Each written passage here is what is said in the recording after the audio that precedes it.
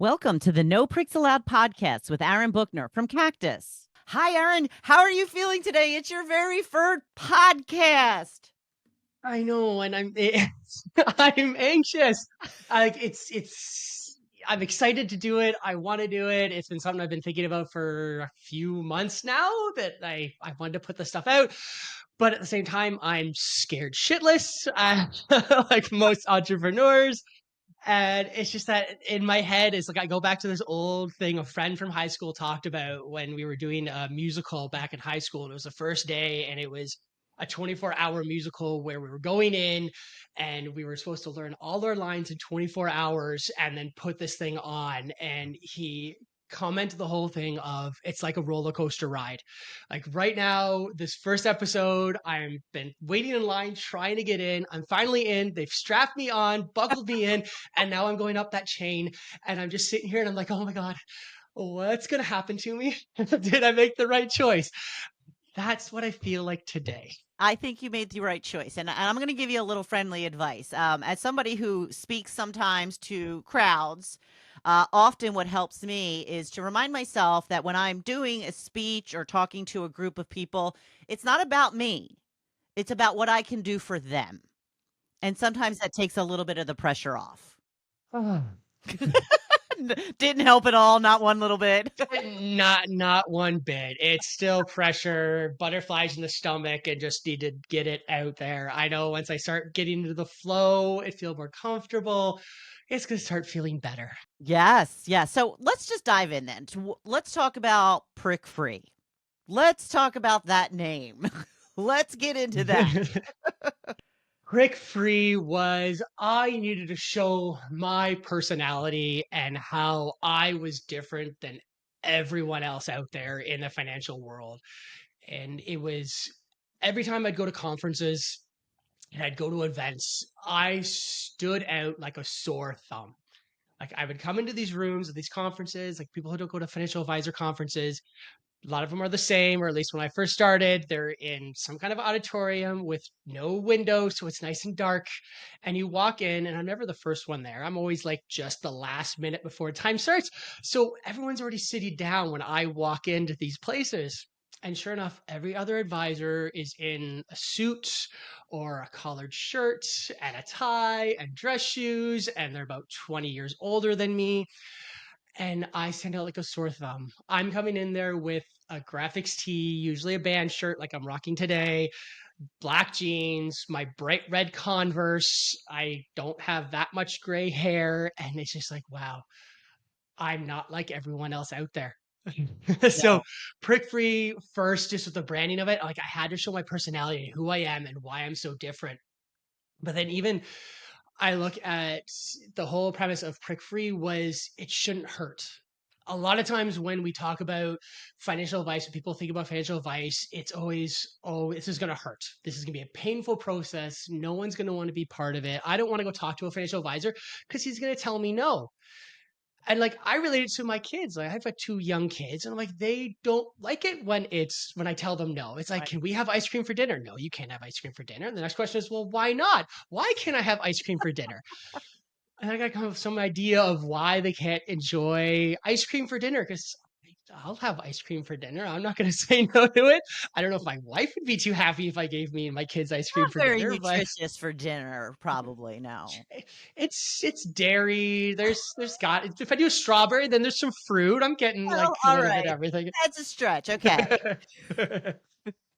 And so a lot of it was that the negativity in it, and then even I wanted to look at who financial advice was often targeted towards. A lot of times, financial advice was targeted towards retirees. A lot of times, you always talk about retirement and what do you do with the money once you've saved it up for so long.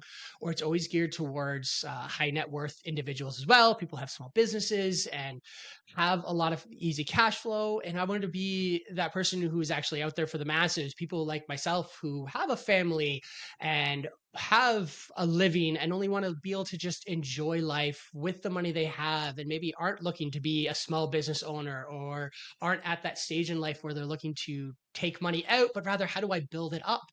And I wanted to definitely I'm one of those people, and those are the people I want to talk to on a regular basis. And I think a lot of it is also just financial advice is it's intimidating to be a financial advisor, especially when I came into the business. It was always, like I said, people in suits and ties and nice shoes, and they're sitting behind a desk, some big mahogany wood desk, and you come in and sit down. It's kind of like talking to the principal when you're in high school. It's not a fun time. And I didn't like that, and I don't think most people wanted to be that. So I wanted to get the no pricks was the whole thing of like no negativity. This isn't going to hurt. This is definitely going to be more of a friendly conversation rather than this intimidation. Sit down. I'm going to tell you everything you've done wrong, and hopefully you'll action it as you go along. So have you found it hard to be yourself in this industry with all of the, straight-laced and all of that kind of stuff? Oh, absolutely. It's been difficult on a daily basis to be this. And I'm trying to remember when I first got in the industry, I think even before I started in a financial advisor role, when I used to be a consultant back with Canadian Tire. So people who live in Canada, they know what Canadian Tire is. People in the States may not know, but Canadian Tire is kind of like a Walmart and a Target and an auto store and all wrapped into one, Okay. but it's very big here in Canada. But I worked as them as a consultant, and a lot of times what they always tell you to do is, oh, dress for the job you want to get.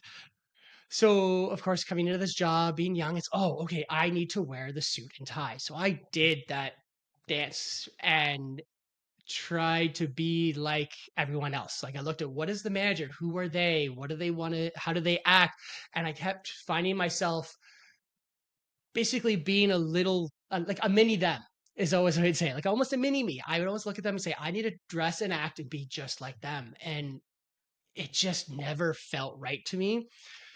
I always felt like I was putting on an act, I was putting on a stage game. It's not who I am in any way whatsoever.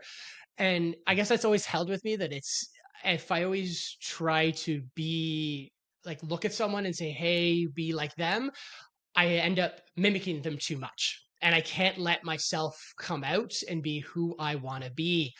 So in this industry, it's hard, and especially someone coming out with something so different with the no prick financial and prick free financial and the no pricks allowed podcast.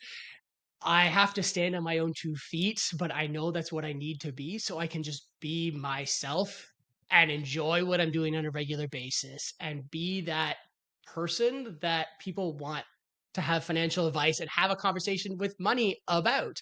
It just allows me to be who I want to be.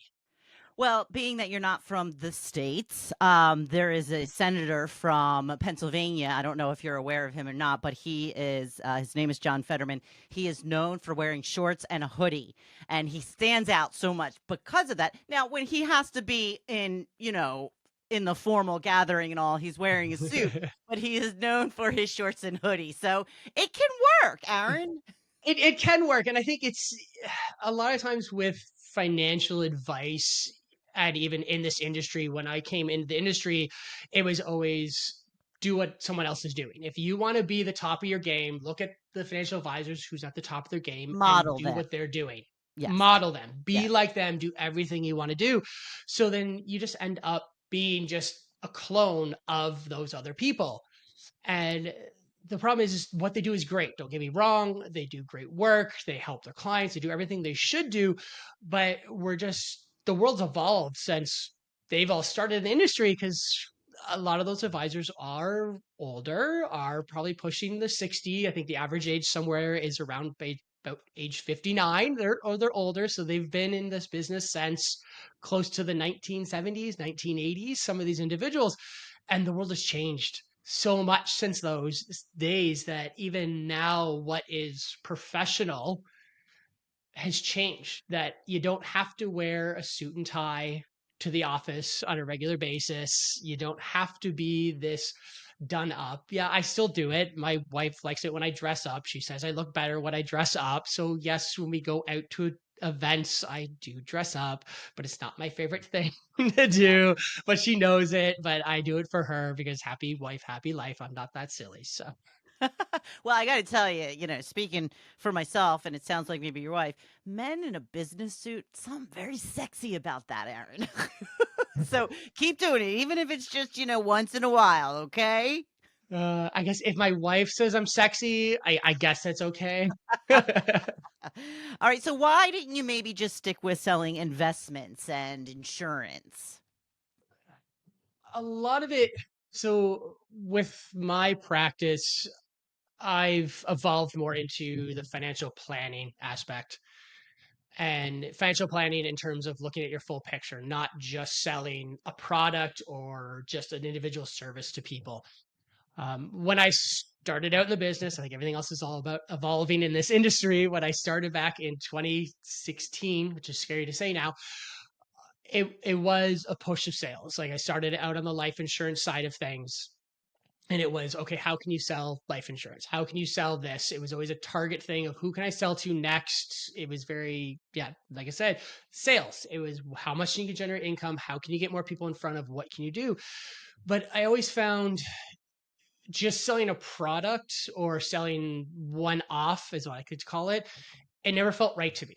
Like I felt like, okay, I'm giving you one thing that will probably make someone feel a little bit better about their financial situation, but it didn't help their life and their journey and everything else they're going on along the way.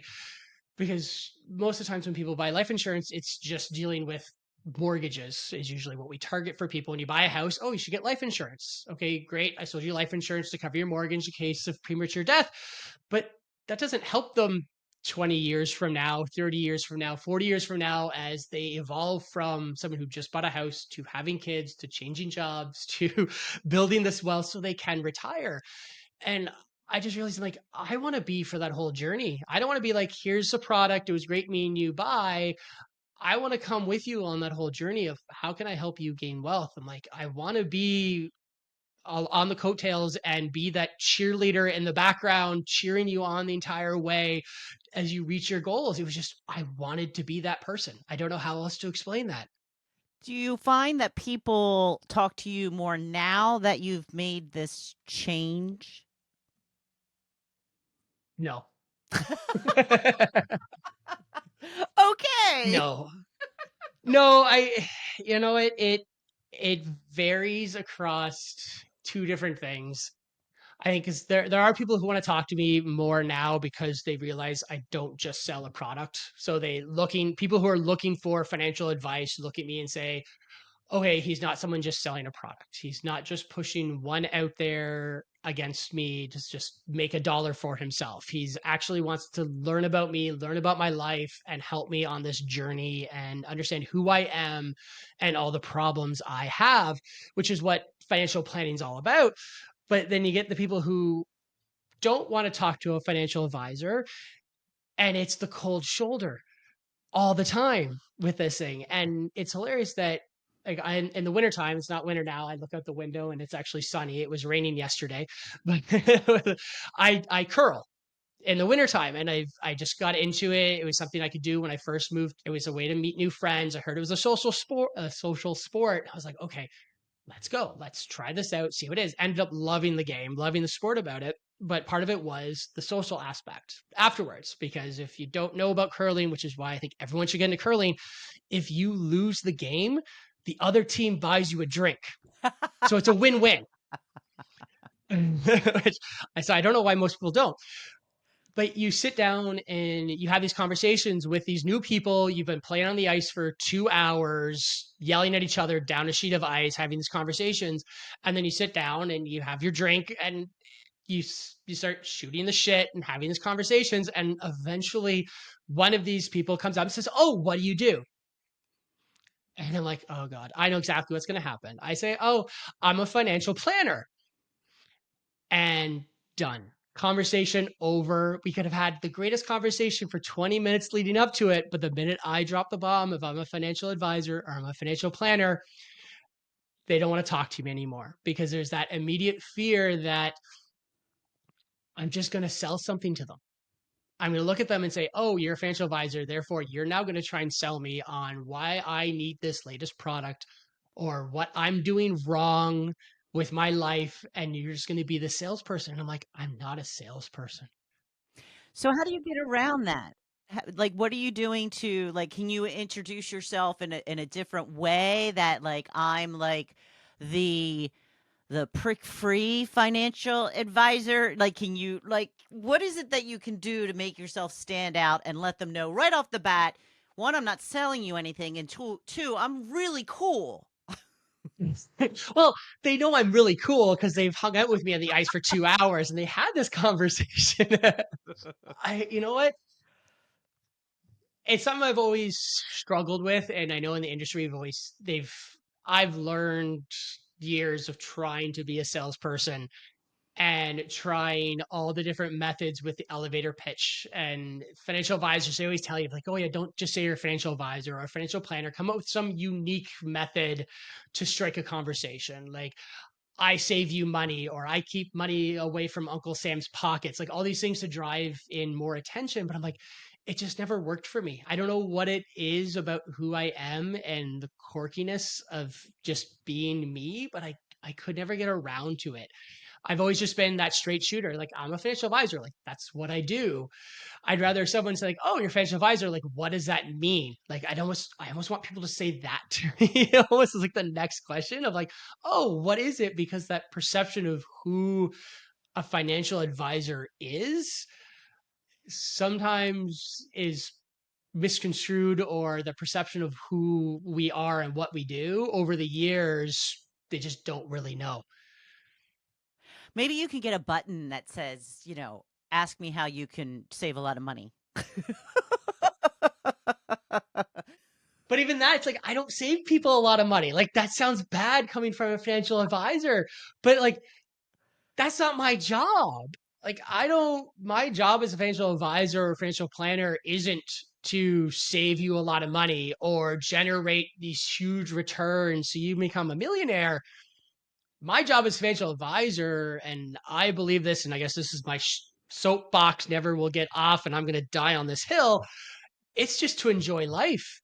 Like I'm here as a financial planner to allow you to have fun every stage, every day of your life until the end happens. And that's my job. It's not to say save a money and have $1 million later. It's I want you to have fun in life. I'm having fun in life. Why can't you do it as well? So why don't I teach you how to have that fun along the way? Aaron, I like that. See, that's what you should be saying. It's not about waiting for retirement, it's about enjoying the journey, right? Right, yeah. Yeah, so, you know, we'll work on Mhm. it. We'll chat. Don't worry. We'll get to that. So, what I'm wondering is if this is you know, a little bit out of your comfort zone with, you know, the sales aspect of it, the clothing aspect of it, what actually drew you to the industry? Well, let's just go back to the days. So I used to work at Canadian Tire and their headquarters in downtown Toronto, but I didn't live in downtown Toronto. I lived in the suburbs. So I used to have to get up at 5:30 in the morning to catch a train to go downtown to then catch a subway to get to my day job, which took me an hour and a half every single day, or 3 hours every day on top of a 9 hour day. You can understand how exhausting that gets after 5 years of that. Oh, yeah. but even but even my wife and I, we had done that, and she worked in downtown Toronto too. And we knew we wanted to start a family. And we knew we could not start a family if we lived in downtown Toronto, doing 3 hours of commuting every day, dependent on a train. And people who don't know, being dependent on someone else's train and someone else's schedule is not fun, because there's been times where my wife, the train got delayed because of an incident and she didn't get home till 11:30 at night, and she left her office at 4 p.m. So we knew we had to get out of it, out of Toronto, if we wanted to start a family and start a life. So this was all pre-COVID days. This was when you had to go to the office. There was no remote work like there is nowadays. I knew I had to find a new job. I had to. I had to find something new. And in Kingston, there's limited opportunities for jobs in the Kingston area. Only a few companies are here. There's the universities, there's insurance company, and there's the hospitals. And that was it. And I had to sit back and say, well, what do I want to do? What what do I enjoy about work, and what am I going to do when I go to Kingston, because I have to work because I have to be able to support us, especially if my wife goes on mat leave and all these things down the road. And I had one of those, I guess you could call it soul searching years of my life, as I just call it. It took me almost a year to figure out what I wanted to do. And I had to sit back, and it wasn't what should I do? I didn't Google search what should I do? Like what jobs are out there, or what job can make me $1 million, or any of that. It was, I sat down and said, okay, I enjoy consulting. I didn't like the all the corporate aspects that came with it and the rat race of that. I'm like, okay, but I like consulting. Why do I like consulting? And I started to dive down of what is it about consulting that I enjoyed. And I was my job I was doing, the last one before I left, I was in IT. I was doing an IT project, not even in technology, no knowledge of technology whatsoever, but it was trying to improve the method in which we did ordering for products for the stores, and the pain and the hassle that our orders had to go through on Excel sheets and different programs and all the pains. And I realized, I'm like, I love the aspect of learning about them and what they disliked about the job, and everything that was like the frustration and what they wanted to improve and what they visioned their job could do and how it could help the business and make their life easier. And I found that was what I enjoyed doing, was just learning about someone and understanding the frustrations and all this. And I'm like, okay, I like this. I'm like, I like learning about people. And I'm like, okay, but I can't correct behavior. I'm not a therapist. I realized, I'm like, I don't want to be a therapist. But I'm like, what else can I do? Like, what else other jobs are there where you learn about people and help people? And one that kept popping up was financial advisor, was the key thing that kept popping up. And I'm like, okay, financial advisor. And I kept learning and researching, okay, what do you do? How does this business work? How do you actually help people in this? Because I knew nothing about it. I didn't go to school to be a financial advisor. I didn't take finance. I took animal biology in university, believe it or not. I have Okay. no finance background at all. But it's like, it's something just kept drawing you to it when I kept reading about like how you help people and you can understand and the problem solving and improving their lives. And I'm like, I like this. This is something I can get behind, of really helping people enjoy their life and fixing their problems and understanding who they are. And that ultimately, after that year of just research of who do I want to do, what do I want to be, because I wanted to make sure I could get up every day and be like, I want to do this. That was the job for me. So it's really about a love of people, getting to know people and helping people realize their own dreams. Absolutely. Like the financial planning is 10% about the money and 90% about the person and the journey, because you can know every stock and be the best stock picker and know returns and formulas and calculations, but if you can't understand someone's behaviors and attitudes and fears and what is that monster under the bed that they're scared of, they're not going to be successful in the end.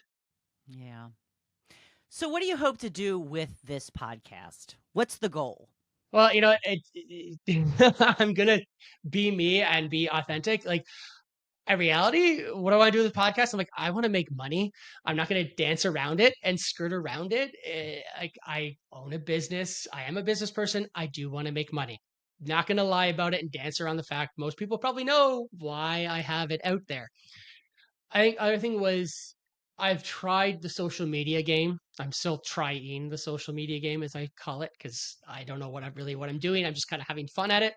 But I found in finance, you can't do social media. It's because finance isn't a 10-second TikTok or a quote on Instagram or a LinkedIn post. Like, you can't solve someone's financial worries in such a small amount of time in a 15-second moment of their scrolling past in that doom scroll of what do I want to do today. I'm like, okay, with this, I'm like, I can actually express everything that happens in the financial game. Hopefully, people want to listen beyond just 1 second and are actually at this point where they want to learn more about it. And I think so. I think for me with this was I wanted to get the knowledge of finance and how complex it can be in terms of thinking and how to analyze the problem and come to a solution can really be. Because on social media, it's like I almost equate it to trying to get an autograph from a celebrity. Like if you're outside and a celebrity's leaving the restaurant and you're out there with 50 other people screaming your head off trying to get that like the autograph, I'm like, you're probably gonna fail. And it's almost the same thing as social media. I'm like, I'm trying to scream just as loud as everyone else, but it's just not working. And I was like, okay, I could do blogs, and I have a blog on my website, and I could do these other long format things. But it's like sometimes a blog's not even enough. And sometimes it can get long and get boring. And the only problem I found is like I can't get my personality out there. Like here you can see who I truly am and get my odd quirkiness, my emphasis, my calm, my excitement. You can hear how crazy I get about certain things and riles me up versus a paper. You have no idea what's going through my head as I'm writing that paper. I think that, and I think the last one is just what financial advice is and what people think it can be. I'm like, I think a lot of people don't know what financial advice is, and there is that perception of financial advice is just investing or just this one little aspect, and it's just really not.